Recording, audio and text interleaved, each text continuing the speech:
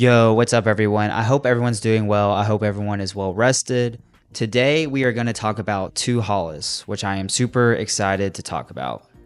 Two Hollis is an artist that has been recently blowing up on TikTok and other various ways. His music aesthetic and kind of his come up remind me of another similar artist that I think he is going to get a lot of comps to, just based on his trajectory and where he kind of projects to land in the music sphere. Two Hollis is a Chicago-born, LA-raised artist, and Hollis had an interesting way to get into the music industry. Two Hollis spawned as the son of Skrillex's manager and PR. So at that point, I would be like, what the fuck? Like, I gotta give this music shit a chance. Like, you are not allowing me to not become a musician at that point.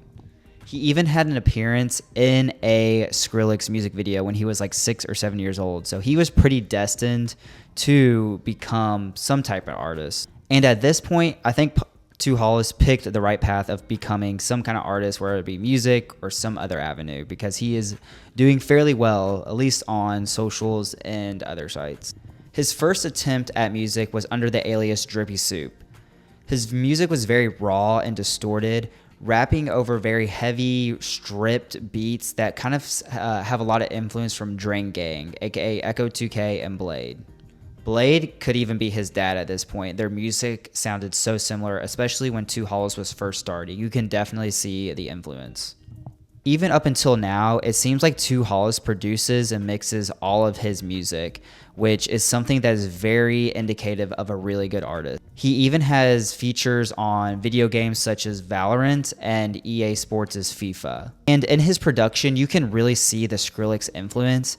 And part of me wonders if the Skrillex thing, if he kind of resents Skrillex and his position because he kind of knows how talented he is. And he's like, F Skrillex, like, I know I could have done this shit on my own. Or if he kind of appreciates Skrillex and his music. I wonder if that's something he doesn't even think about, or if it's something that kind of weighs on him a lot. Through the minimal interviews that I've seen, it's kind of up in the air. You can kind of sense that he wants to make his own path.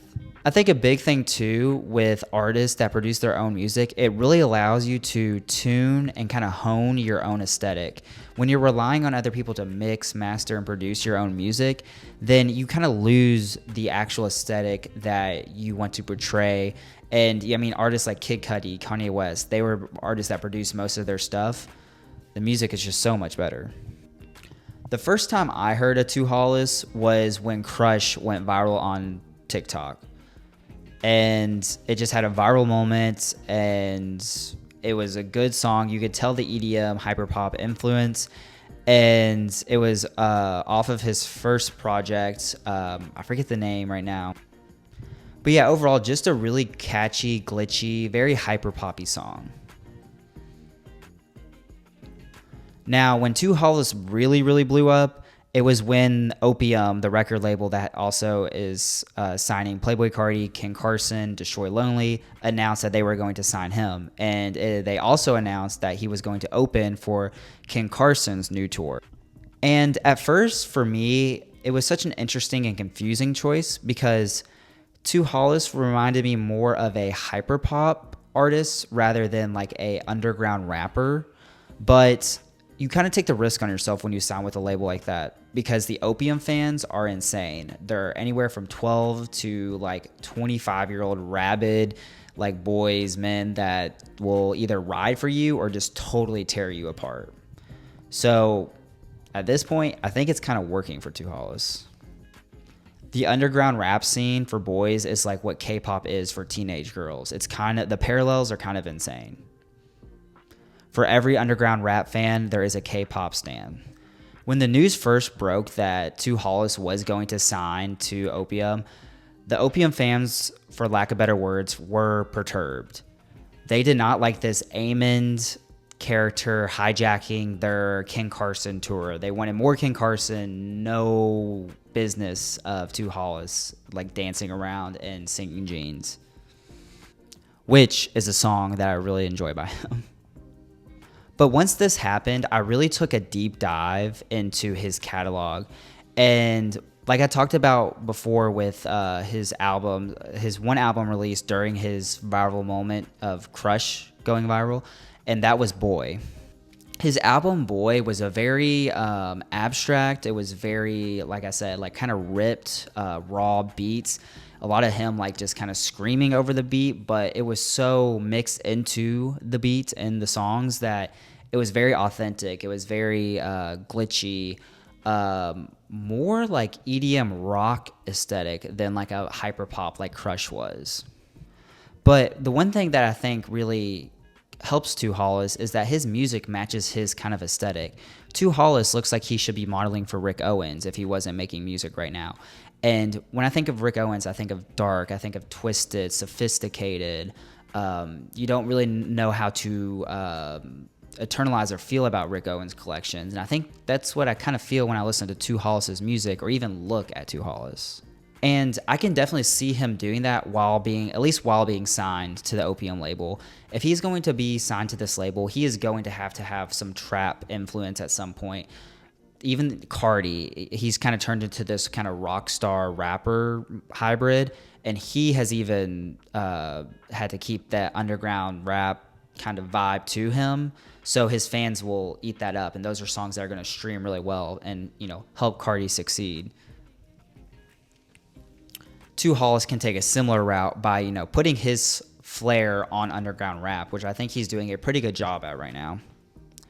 And when I look at Two Hollis' career, I really see a lot of parallels to Young Lean. Young Lean was a artist around 2013, 2014 that came onto the scene. He was a Swedish artist.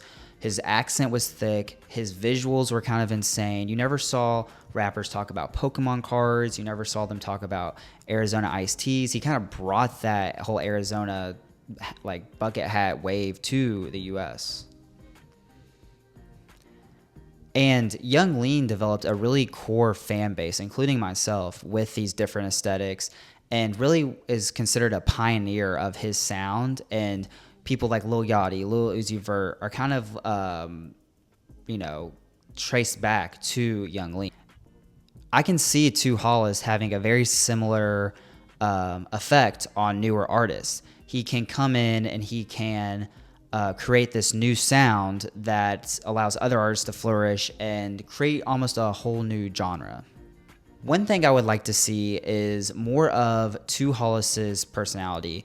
In some interviews that I've looked up, I haven't really seen a lot of his personality. I guess he likes to keep a low profile, but I want to see what makes him tick. I want to see what inspires him, because that's how he's going to break the Nepo baby allegations. He's going to be able to show he has personality, that he loves music, and it wasn't just his mom getting him into these spaces and all that other stuff. I did read an interview that Interview Magazine did, and it seems like he's really focused on this music career right now. Like, he wants to be able to put 100% into his craft. He talks about even up to his diet, where he's very strict on and doesn't want to eat a lot of processed food while he's on tour. Just things like that, where he's just really honed in and really feeds off the energy of this Opium fan base type crowd. There was one little snippet on TikTok. I don't know if it was an interview or more of just a recording.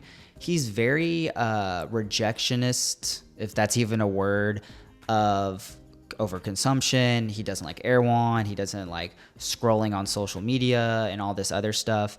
And he is very rigid in these. It seems like he's very rigid in this thought, and it just all the way just kind of turns back to like being a Rick Owens like model or muse. It's kind of insane how he parallels that Rick Owens world.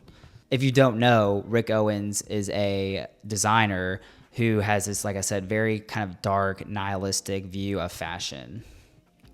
But what are your guys' thoughts on Two Hollis? Do you think that he is just like a moment in the ether of TikTok where he's going to have a couple viral songs and then kind of fade into the background? Do you think he's actually going to lay low and then kind of blow up and create this more movement for other artists to ride his sound and become popular off of. Let me know in the comments. If you like the video, please like, subscribe, everything you can do to get this in the algorithm. I want to bring more content to you all. I love talking about music. Hopefully I can get more fashion videos involved on this channel too, so stick around for that. I'm going to be trying to push out as much content as I can while working 40 hours for the job that I absolutely love. But yeah, just let me know your thoughts, and hope to see you around soon. Bye.